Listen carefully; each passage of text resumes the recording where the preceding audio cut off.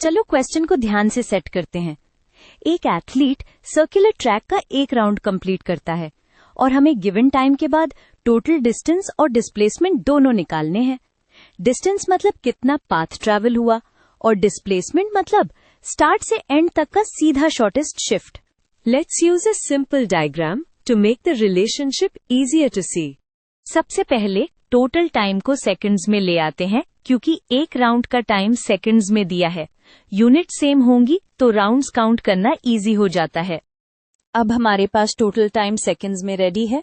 अब एक राउंड की लेंथ चाहिए, यानी सर्कल का सरकमफ्रेंस।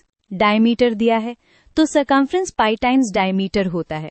ये इसलिए क्योंकि सर्कल के around total distance exactly circumference ही होती है। अब सोचो टोटल टाइम में कितने राउंड्स कंप्लीट हुए। अगर 40 सेकंड्स में 1 राउंड होता है तो 140 सेकंड्स में टोटल टाइम डिवाइडेड बाय 40 से राउंड्स मिल जाएंगे।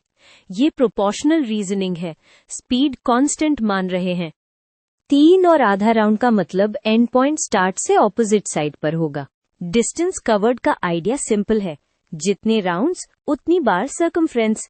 डिस्टेंस हमेशा पाथ लेंथ होती है, डायरेक्शन से फर्क नहीं पड़ता, बस मल्टीप्लाई कर दो।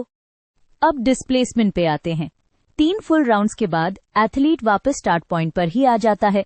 फिर बचता है आधा राउंड, जो एथलीट को सर्कल के बिल्कुल ऑपोजिट पॉइंट पर ले जाता है। यही की आइडिया है। डिस्प्लेसमेंट सिर्फ स्टार्ट और एंड को कनेक्ट करता है, ट्रैवल्ड पाथ को नहीं।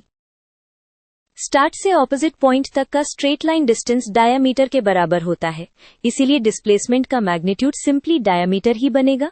डायरेक्शन डायामीटर के अलोंग स्टार्ट से ऑपोजिट पॉइंट की तरफ होगी। हाफ राउंड के बाद डिस्प्लेसमेंट डायामीटर के इक्वल होता है।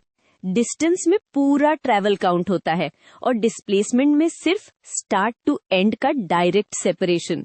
दोनों आंसर्स अलग आएंगे और यही सर्कुलर मोशन की कॉमन कंफ्यूजन होती है।